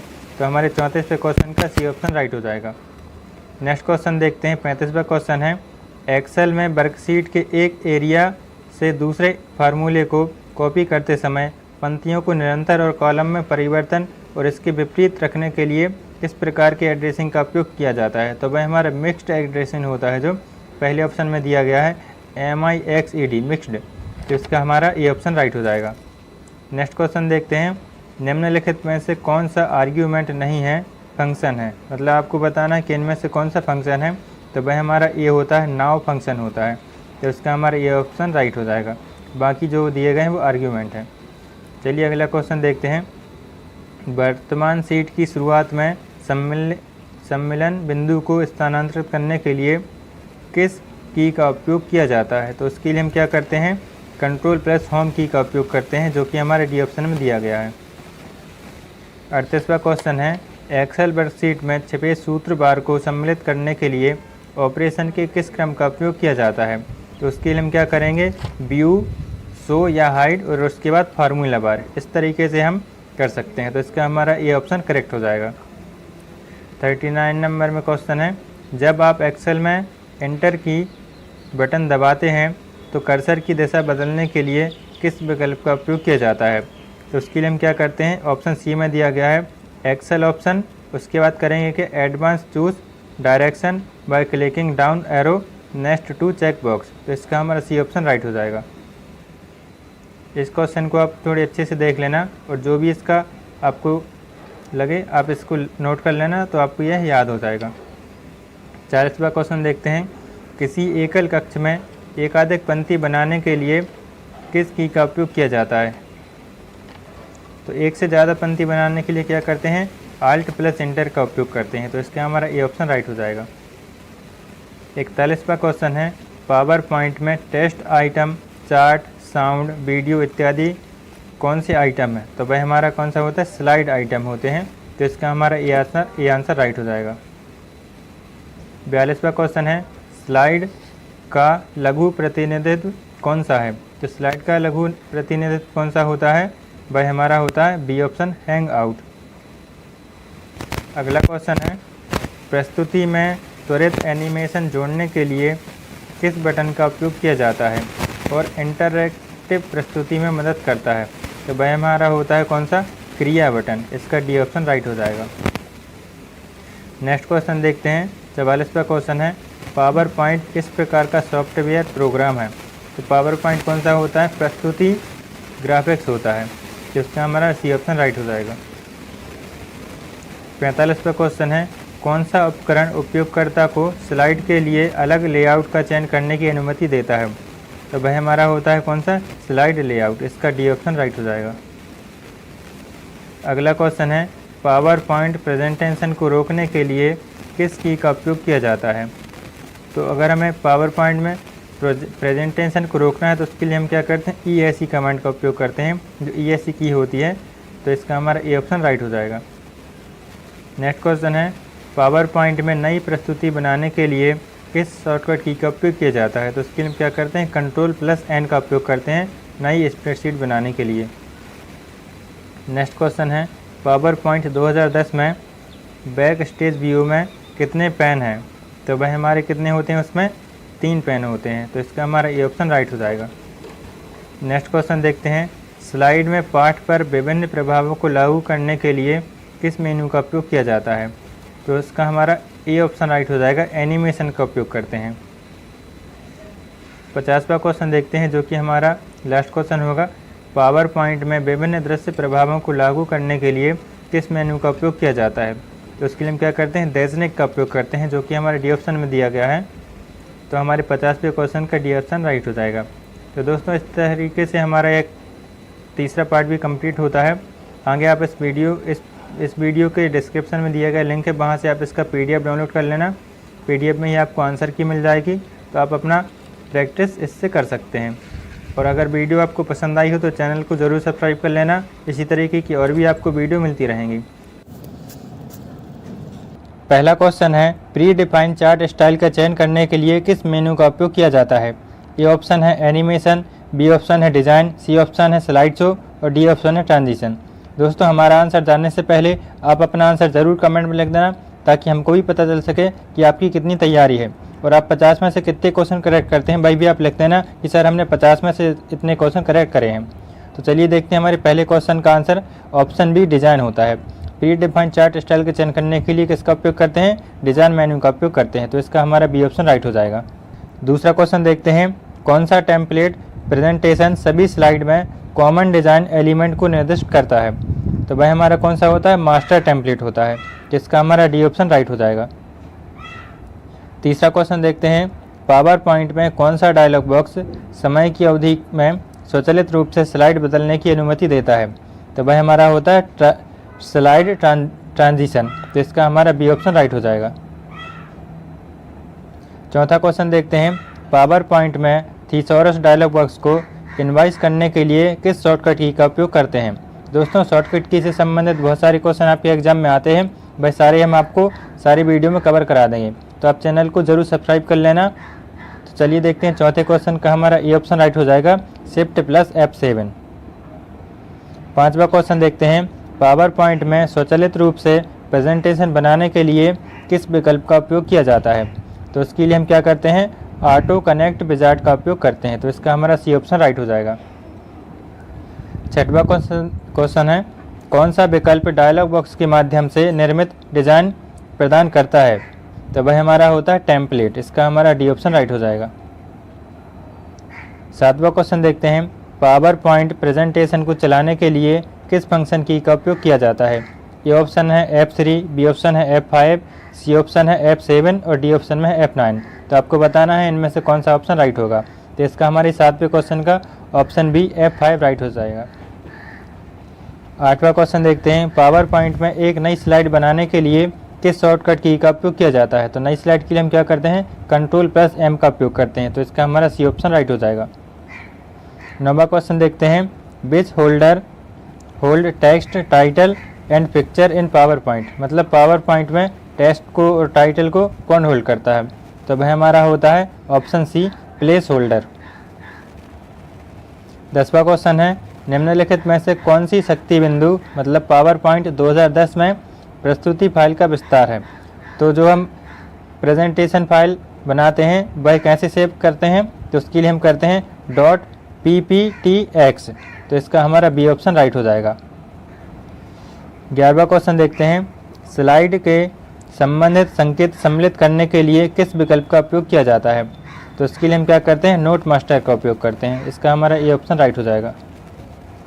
12वां क्वेश्चन है वर्तमान स्लाइड से पहली स्लाइड तक सभी स्लाइड का चयन करने के लिए की के किस संयोजन का उपयोग किया जाता है। तो इसके लिए हम क्या करते हैं शिफ्ट प्लस होम का उपयोग करते हैं, तो इसका हमारा सी ऑप्शन राइट हो जाएगा। 13वां क्वेश्चन देखते हैं पावर पॉइंट में छिपी स्लाइड को कौन सा दृश्य छुपाता है। तो वह कौन सा दृश्य जो इसको छुपाता है वह हमारा होता है रीडिंग व्यू, इसका हमारा सी ऑप्शन राइट हो जाएगा। 14वां क्वेश्चन देखते हैं केवल चयनित स्लाइड को प्रस्तुति के लिए प्रदर्शित करने के लिए किस विकल्प का उपयोग किया जाता है। तो वह हमारा होता है कस्टम स्लाइड शो, इसका हमारा डी ऑप्शन राइट हो जाएगा। 15वां क्वेश्चन देखते हैं पावर पॉइंट प्रेजेंटेशन में निम्नलिखित में से कौन सा एक प्रभाव विकल्प है।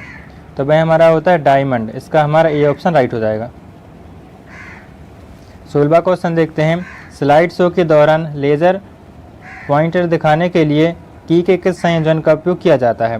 तो उसके लिए हम क्या करते हैं ऑप्शन सी में दिया गया है control plus left mouse button, तो इसका हमारा सी ऑप्शन राइट हो जाएगा। 17वां क्वेश्चन देखते हैं टेस्ट फील्ड में अनुमत अधिकतम वर्णों की क्या पहुंच है, मतलब अधिकतम कितने वर्ण इसमें हो सकते हैं। तो वह हमारे हो सकते हैं 255, तो इसका हमारा ए ऑप्शन राइट हो जाएगा।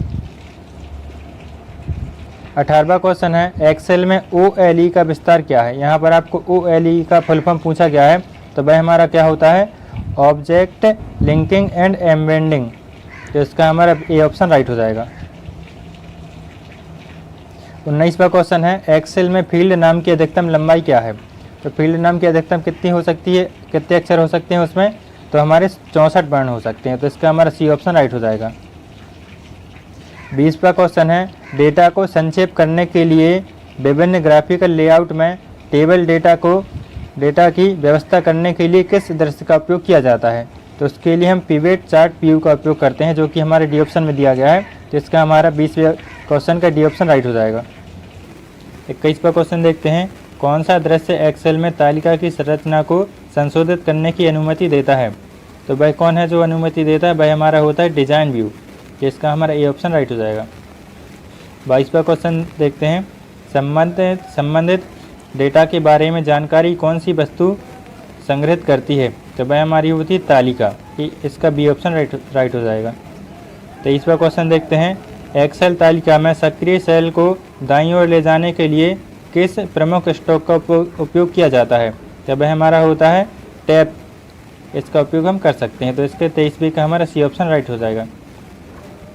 24वां क्वेश्चन देखते हैं एक्सेस टेबल में कौन सा स्ट्रोक सक्रिय सेल को बाईं ओर ले जाता है। तो बाईं ओर ले जाने के लिए हम क्या करते हैं शिफ्ट प्लस टैब का उपयोग करके उसको बाईं ओर ले जा सकते हैं। 25वां क्वेश्चन देखते हैं एक्सेस टेबल में सक्रिय सेल की सामग्री को किस की का संयोजन करता है। तो वह हमारा होता है शिफ्ट प्लस F2, इसका सी ऑप्शन राइट हो जाएगा। 26वां क्वेश्चन देखते हैं की का कौन सा संयोजन उपयोगकर्ता को एक्सेस टेबल में पहले रिकॉर्ड में पहले क्षेत्र में जाने की अनुमति देता है। तो वह हमारा होता है कंट्रोल प्लस होम, इसका डी ऑप्शन राइट हो जाएगा। दोस्तों अगर आपको इसका PDF चाहिए है तो आप अपना नंबर कमेंट में लिख देना, हम आपको WhatsApp पर इसका PDF सेंड कर देंगे, या तो फिर आप हमारे नंबर पर मैसेज कर देना कि सर हमको इसका PDF चाहिए है, तो हम आपको सारे जितने भी अभी तक पार्ट कंप्लीट हुए हैं सारे का PDF आपको डाउनलोड करके WhatsApp पर भेज देंगे। तो देखते हैं अगला क्वेश्चन 27वां क्वेश्चन है एक्सेस टेबल में कौन सी कमांड डेटा को जल्दी से एक्सेस करती है। तो वह हमारी होती है फाइंड कमांड, अगर हमको जल्दी से एक्सेस करना है तो हम फाइंड कमांड का उपयोग कर सकते हैं। 28वां क्वेश्चन है एक्सेस टेबल में अमान्य डेटा को किस तकनीक से बचाया जाता है। तो वह हम कैसे बचाते हैं, वैलिडेशन रूल के माध्यम से उसको बचा सकते हैं। 29वां क्वेश्चन है एक्सेस में फील्ड के लिए कौन सा सत्यापन नियम केवल Z अक्षर स्वीकार करता है। तो इसका हमारा ए ऑप्शन राइट हो जाएगा इज़ नॉल और not like A to Z. तो ये हमारा ए ऑप्शन में जो लिखा गया है इसका ये ऑप्शन राइट हो जाएगा। तीसरा क्वेश्चन देखते हैं, 0 एक्सिस में फील्ड के लिए कौन सा सत्यापन नियम केवल 0 से 9 की अनुमति देता है? जिसका हमारा डी ऑप्शन राइट हो जाएगा। चलिए अगला क्वेश्चन देखते हैं। 31वां क्वेश्चन है, किस सत्यापन नियम में फील्ड के लिए केवल सकारात्मक संख्या की अनुमति है? तो उसके लिए हमारा क्या होता है, जो ए ऑप्शन में दिया गया है इज नल और इक्वल टू 0, इसका हमारा ए ऑप्शन राइट हो जाएगा। नेक्स्ट क्वेश्चन देखते हैं, एक्स एक्सिस में इनपुट मार्क्स सिंबल को क्या अनुमति है? तो वह हमारा होता है सी ऑप्शन में जो दिया गया है a digit 0 to 9 with plus minus और ये साइन। ठीक है, इसका हमारा सी ऑप्शन राइट हो जाएगा। नेक्स्ट क्वेश्चन देखते हैं, कौन सा सत्यापन नियम एक्सिस में नंबर फील्ड के लिए एग्जैक्टली डिजिट की अनुमति देता है? तो वह हमारा होता है सी ऑप्शन में जो सी ऑप्शन में दिया गया है, इसका हमारा राइट आंसर हो जाएगा। दोस्तों इस तरीके के क्वेश्चन आप अच्छे से देख लेना और इनको आप रट लेना। अगर आपको समझ में नहीं आता है तो आप इनको अच्छे से देख लेना और इसको आप लिख के याद कर लेना। इस तरीके से आपको सारे क्वेश्चन अच्छे से सॉल्व हो जाएंगे। 34वां क्वेश्चन देखते हैं, जब डेटा 1678.95 एक्सिस में नंबर फॉर्मेट पर सेट होता है तो आउटपुट क्या होगा? इसका हमारा आउटपुट क्या होगा? 1678.95, इसका डी ऑप्शन राइट हो जाएगा। 35वां क्वेश्चन देखते हैं, एक्सिस में निम्नलिखित में से कौन सा एक वैलिड टाइम फॉर्मेट है? तो वैलिड टाइम फॉर्मेट कौन सा है? वह हमारा ए ऑप्शन में दिया गया है HHMMSS, मतलब पहले घंटा आएगा, फिर मिनट आएगा, उसके बाद सेकंड आएगा और उसका हम AM या PM जो भी होगा उसको लिख देंगे। तो इसका 35 का ए ऑप्शन राइट हो जाएगा। नेक्स्ट क्वेश्चन देखते हैं, 36वां क्वेश्चन है, write the output when the data primary key is set to the next in Access. तो इसका हमारा राइट आंसर हो जाएगा बी ऑप्शन, प्राइमरी की। यहाँ पर आपको बताना है जो टेस्ट होगा इन एक्सेस में वह प्राइमरी की का वह कैसा होगा। तो इसका हमारा प्राइमरी की ऑप्शन बी राइट हो जाएगा। नेक्स्ट क्वेश्चन देखते हैं, what is the output when the data foreign key is set to the next format in Access. मतलब एक्सेस में अगर हम आउटपुट क्या होगा इसका, फॉरेन की अगर हम डाटा देते हैं तो इसका हमारा बी ऑप्शन राइट हो जाएगा, फॉरेन की, इसका बी ऑप्शन राइट हो जाएगा। नेक्स्ट क्वेश्चन देखते हैं, एक्सेस टेबल के फील्ड में शून्य को स्वीकार नहीं करने का क्या कारण है? तो इसका हमारा ए ऑप्शन राइट हो जाएगा, field is set with is null और 0। तो इसका हमारा ए ऑप्शन राइट हो जाएगा। नेक्स्ट क्वेश्चन देखते हैं, OSI मॉडल में कौन सी layer network routing flow control और एरर कंट्रोल फंक्शन करती है? इसका हमारा ए ऑप्शन राइट हो जाएगा, नेटवर्क लेयर। 40वां क्वेश्चन देखते हैं, IP का पूर्ण रूप क्या है? यहाँ पर आपको IP का फुल फॉर्म पूछा गया है। भाई हमारा IP का फुल फॉर्म क्या होता है? Internet protocol. तो इसका हमारा सी ऑप्शन राइट हो जाएगा। 41वां क्वेश्चन है, TCP का पूर्ण रूप क्या है? तो यहाँ पर आपको TCP का फुल फॉर्म पूछा गया है जो कि होता है ट्रांसमिशन कंट्रोल प्रोटोकॉल। तो इसका हमारा डी ऑप्शन राइट हो जाएगा। 42वां क्वेश्चन है, OSI नेटवर्क मॉडल में लेयर 2 किस लेयर की है? तो लेयर 2 में क्या होता है? ऑप्शन सी में दिया गया है, डाटा लिंक लेयर। तो जो लेयर 2 होती है वह डाटा लिंक लेयर के लिए है। तो इसका हमारा सी ऑप्शन राइट हो जाएगा। 43वां क्वेश्चन देखते हैं, OSI मॉडल में लेयर 4 किस लेयर की है? तो लेयर 4 क्या होता है? ट्रांसपोर्ट लेयर की होती है। तो इसका हमारा डी ऑप्शन राइट हो जाएगा। 44वां क्वेश्चन है, OSI संचार मॉडल में 6वीं लेयर कौन सी है? 6वीं लेयर में क्या होता है? ऑप्शन डी में दिया गया है, प्रेजेंटेशन लेयर। तो ये हमारी 6वीं लेयर होती है। इसका हमारा डी ऑप्शन राइट हो जाएगा। 45वां क्वेश्चन है, OSI का संक्षिप्त नाम क्या है? यहाँ पर आपको OSI का फुल फॉर्म पूछा गया है जो हमारा क्या होता है? Open system interconnection. इसका हमारा डी ऑप्शन राइट हो जाएगा। 45वां क्वेश्चन देखते हैं, EFT का पूर्ण रूप क्या है?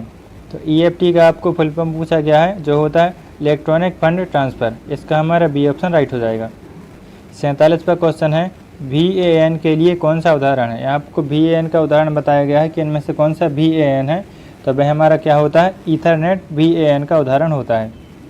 48वां क्वेश्चन है, ADSL का पूर्ण रूप क्या है? यहाँ पर आपको ADSL का फुल फॉर्म पूछा गया है, जो कि होता है एसिमेट्रिकल डिजिटल सब्सक्राइबर लाइन। तो इसका हमारा सी ऑप्शन राइट हो जाएगा। 49वां क्वेश्चन है OSI मॉडल में लेयर 3 कौन सी है?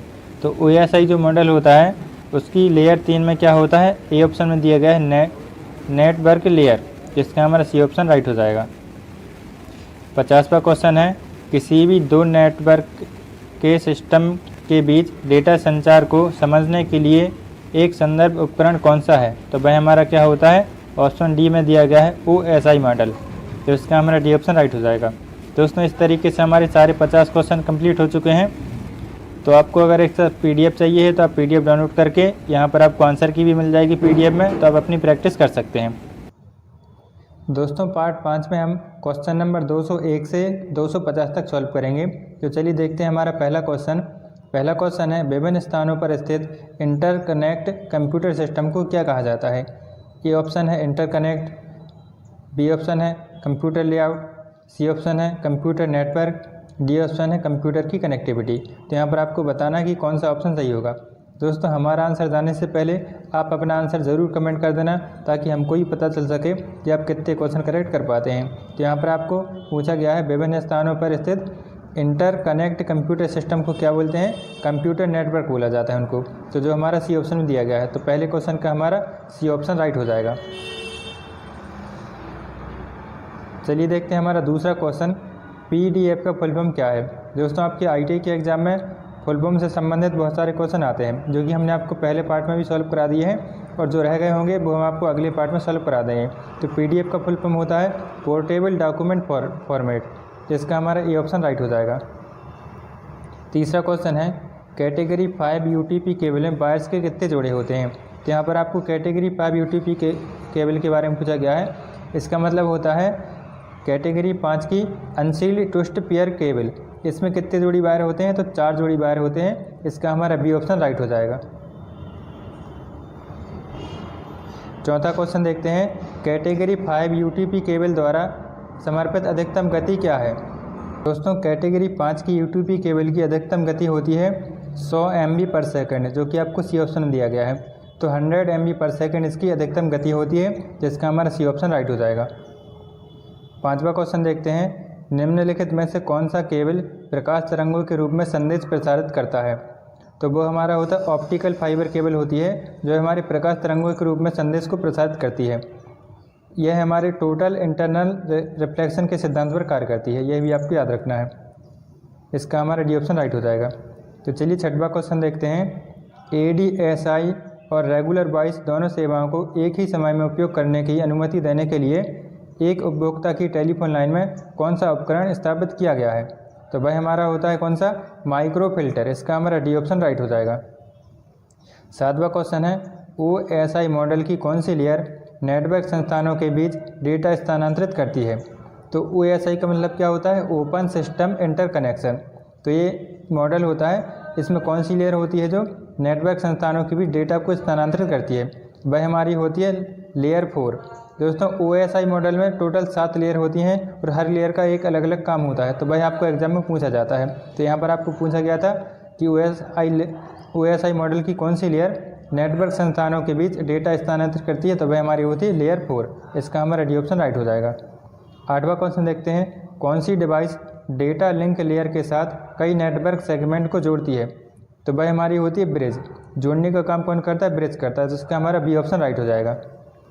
नौवां क्वेश्चन देखते हैं नेटवर्क के एक पोर्ट से दूसरे में भेजने के दौरान प्राप्त डिजिटल सिग्नल को बढ़ाने या पुनः उत्पन्न करने के लिए किस उपकरण का उपयोग किया जाता है? तो वह हमारा होता है कौन? रिपीटर। इसका हमारा डी ऑप्शन राइट हो जाएगा। 10वां क्वेश्चन देखते हैं कौन सा डिवाइस एनालॉग सिग्नल को डिजिटल सूचना को एनकोड करने के लिए और टेलीफोन नेटवर्क पर प्रसारित जानकारी को डिकोड करने के लिए वाहक सिग्नल की डीमॉड्यूलेट करता है? तो एनालॉग को डिजिटल में कौन बदलता है? वह हमारा होता है मॉडेम। तो मॉडेम का फुल फॉर्म भी आपको याद रखना है, मॉड्यूलेटर, डीमॉड्यूलेटर। तो 10वें क्वेश्चन का हमारा डी ऑप्शन राइट हो जाएगा। 11वां क्वेश्चन देखते हैं किसी नेटवर्क का उपयोग एक नेटवर्क को दूसरे नेटवर्क से जोड़ने के लिए किया जाता है जो विभिन्न प्रोटोकॉल का उपयोग करता है। तो इसका हमारा डी ऑप्शन राइट हो जाएगा गेटवे।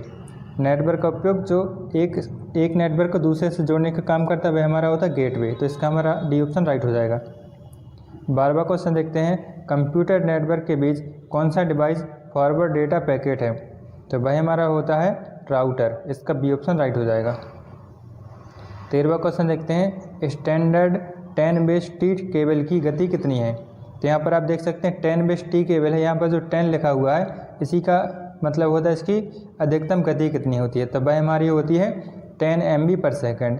Mbps का मतलब होता है MB पर सेकेंड, तो 13वें का हमारा बी ऑप्शन राइट हो जाएगा। 14वां क्वेश्चन देखते हैं, 10 बेस FL केबल मानक में किस प्रकार की केबल का उपयोग किया जाता है? तो उसमें हम करते हैं फाइबर ऑप्टिकल केबल का उपयोग करते हैं। इससे संबंधित एक क्वेश्चन हमने और ऊपर सॉल्व किया है फाइबर ऑप्टिकल से संबंधित। तो चलिए अब अगला क्वेश्चन देखते हैं। 15वां क्वेश्चन है, 100 बेस TX केबल की गति कितनी है? तो यहाँ पर हमने आपको 10 बेस केबल का बताया था, वहाँ पर 10 लिखा था, उसका मतलब होता था 10। तो यहाँ पर 100 लिखा हुआ है, तो इसकी अधिकतम गति कितनी होगी? 100 MB पर सेकेंड, जो कि हमारा सी ऑप्शन में दिया गया है। 16वां क्वेश्चन है, अनसील्ड ट्विस्ट पेयर केबलिंग में कैटेगरी 5 के लिए मानक कनेक्टर कौन सा है? तो वह हमारा होता है RJ45।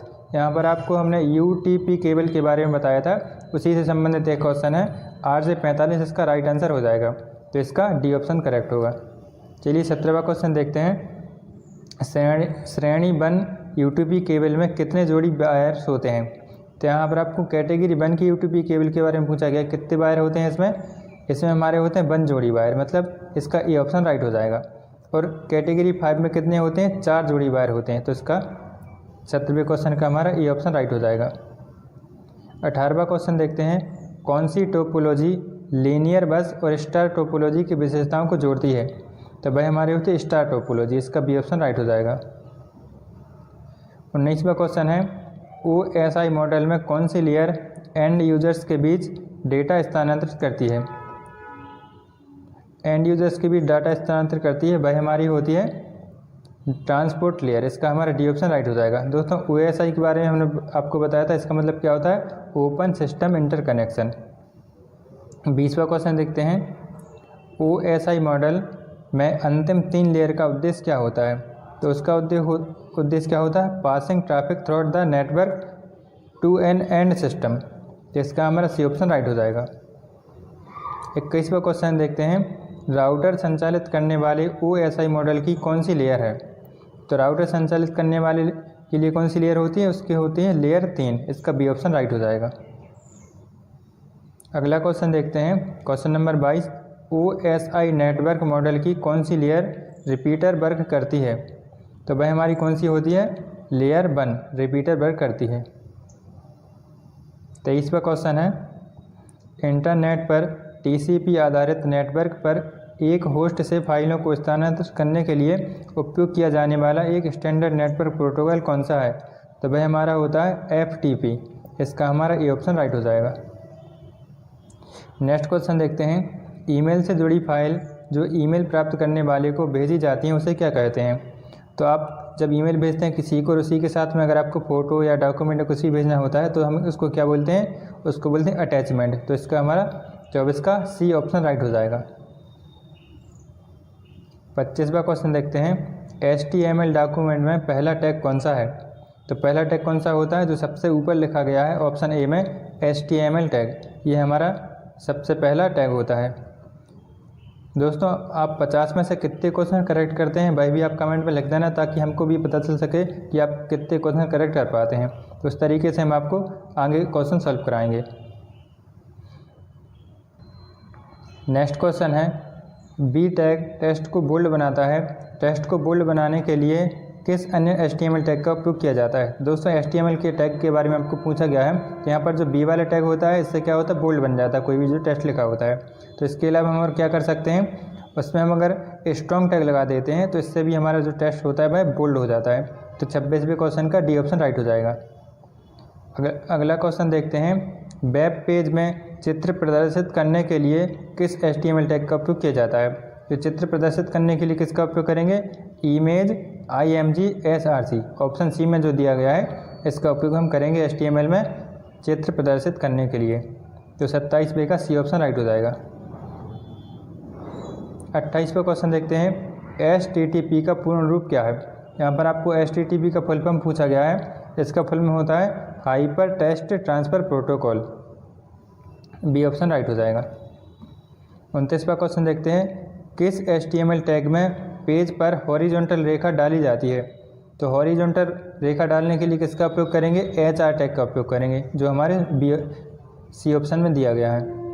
30वां क्वेश्चन है, CSS का फुल फॉर्म क्या होता है। तो यहाँ पर आपको CSS का फुल फॉर्म पूछा गया है, जो कि होता है कैस्केडिंग स्टाइल शीट। इसका हमारा बी ऑप्शन राइट हो जाएगा। नेक्स्ट क्वेश्चन देखते हैं, सबसे छोटा हेडिंग कौन सा HTML टैग है।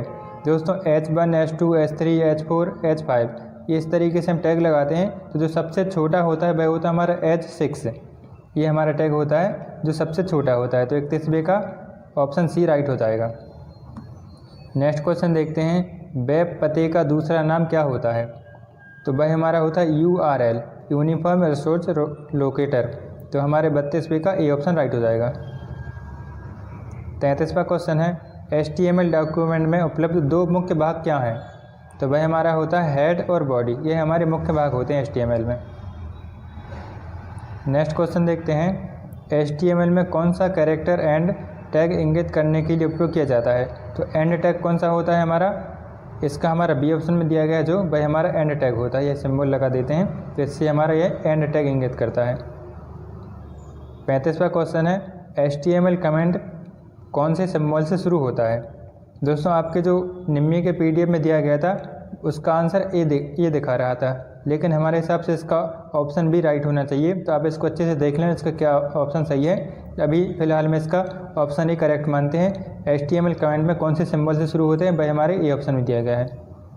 नेक्स्ट क्वेश्चन देखते हैं, वेब होस्टिंग सर्वर को वेब पेज प्रकाशित करने के लिए किसका उपयोग किया जाता है। तो उसके लिए हम किसका उपयोग करते हैं, कंपोजर का उपयोग करते हैं। ऑप्शन सी में दिया गया है। नेक्स्ट क्वेश्चन देखते हैं, दो सेल को हॉरिजॉन्टल मर्ज करने के लिए टैग के साथ किस एट्रीब्यूट का उपयोग किया जाता है। तो उसके लिए हम क्या करते हैं, ऑप्शन ए कोलस्पेन बराबर 2 इसका उपयोग करते हैं। 37 का ए ऑप्शन राइट हो जाएगा। नेक्स्ट क्वेश्चन देखते हैं, HTML में फॉर्म के लिए कौन सा टैग एक चेक बॉक्स बनाता है। तो चेक बॉक्स बनाने के लिए किसका उपयोग करते हैं, इनपुट चेक बॉक्स, जो हमारे बी ऑप्शन में दिया गया है। इसका हमारा राइट आंसर हो जाएगा। नेक्स्ट क्वेश्चन है, टेबल में रो जोड़ने के लिए किस HTML टैग का उपयोग किया जाता है। तो हमें अगर टेबल में रो जोड़ना है तो उसके लिए हम क्या करते हैं, एंड टैग का उपयोग करते हैं, जो हमारे ए ऑप्शन में दिया गया है। नेक्स्ट क्वेश्चन देखते हैं, कौन सी HTML टैग का उपयोग डेटा सेल में एक रो को विभाजित करने के लिए किया जाता है। तो रो को विभाजित करने के लिए हम किसका उपयोग करते हैं, ऑप्शन डी में दिया गया है, जो TD एंड TD इसका उपयोग हम करते हैं। तो हमारे 40 का डी ऑप्शन राइट हो जाएगा। अगला क्वेश्चन है, प्रथम पीढ़ी की कंप्यूटर में प्रयोग करते थे। तो जो पहली पीढ़ी के कंप्यूटर होते हैं उसमें किसका उपयोग करते थे, वैक्यूम ट्यूब का उपयोग करते थे। इसका हमारा ए ऑप्शन राइट हो जाएगा। अगला क्वेश्चन देखते हैं, सही संरेखण के लिए सही H1 टैग कौन सा है। तो सही जो हमारा टैग है वह हमारा कौन सा है, ए ऑप्शन में जो दिया गया है H1 अलाइन राइट, ये हमारा इसका राइट आंसर हो जाएगा। तो 42 का क्या होगा, ऑप्शन ए करेक्ट होगा। नेक्स्ट क्वेश्चन है, HTML में फॉर्म का उपयोग क्या है। दोस्तों 43 में आपको फॉर्म का उपयोग पूछा गया है। तो इसका क्या उपयोग होता है, सर्वर को डेटा भेजने के लिए हम किसका उपयोग करते हैं, HTML में फॉर्म का उपयोग करते हैं। तो इसका हमारा सी ऑप्शन राइट हो जाएगा। नेक्स्ट क्वेश्चन देखते हैं, हाइपर लिंक बनाने के लिए सही सिंटेक्स क्या है। तो हाइपर लिंक बनाने के लिए हम किसका उपयोग करते हैं, 44 का सी ऑप्शन राइट हो जाएगा। जैसे अगर हमको कोई हाइपर लिंक बनानी है निम्मी की, ठीक है, तो इसका हम सी ऑप्शन वाले राइट ऑप्शन का उपयोग करेंगे। इससे हम कोई भी लिंक बना सकते हैं। नेक्स्ट क्वेश्चन है, PDF का फुल फॉर्म क्या होता है। दोस्तों ये क्वेश्चन रिपीट हो गया है, इससे पहले भी हमने एक क्वेश्चन को सॉल्व किया है। तो आपको कमेंट में इसका आंसर बताना है। PDF का फुल फॉर्म क्या होता है, पोर्टेबल डॉक्यूमेंट फॉर्मेट। 46वां क्वेश्चन है, बैकग्राउंड रंग जोड़ने के लिए सही HTML टैग कौन सा है। तो बैकग्राउंड में अगर हमको कोई सा भी कलर जोड़ना है, जैसे येलो कलर हमको बैकग्राउंड में जोड़ना है, तो उसके लिए हम कौन से टैग का उपयोग करेंगे। तो उसके लिए हम करते हैं ऑप्शन बी में जो दिया गया है, बॉडी बैकग्राउंड कलर येलो। इसका हम बी ऑप्शन राइट लगाएंगे। 47वां क्वेश्चन है, आप एक लिंक कैसे जोड़ते हैं जो विजिटर को पेज से ईमेल भेजने की अनुमति देता है? तो भाई हमारा हो जाएगा ऑप्शन ए राइट आंसर हो जाएगा। इससे हम क्या कर सकते हैं, विजिटर को पेज से ईमेल भेजने की अनुमति दे सकते हैं। मेल टू योर एड्रेस, ठीक है, इसको आप याद कर लेना। नेक्स्ट क्वेश्चन है 48 नंबर का, बैकग्राउंड इमेज से स्क्रीन छोटा है तो क्या होगा? अगर स्क्रीन छोटा है तो इससे क्या हो जाएगा, इट विल बी रिपीटेड, मतलब वह रिपीट हो जाएगी, जिसका हमारा डी ऑप्शन राइट हो जाएगा। 49 नंबर का क्वेश्चन है, निम्न HTML का आउटपुट क्या होगा? यहाँ पर HTML के टैग दिए गए हैं, इससे क्या बनकर आएगा, क्या इसका आउटपुट होगा भाई आपको बताना है। तो ऑप्शन सी में जो दिया गया है निम्मी चेन्नई फॉर्मेटिंग, इसका आउटपुट ये होगा, इसका हमारा सी ऑप्शन राइट हो जाएगा।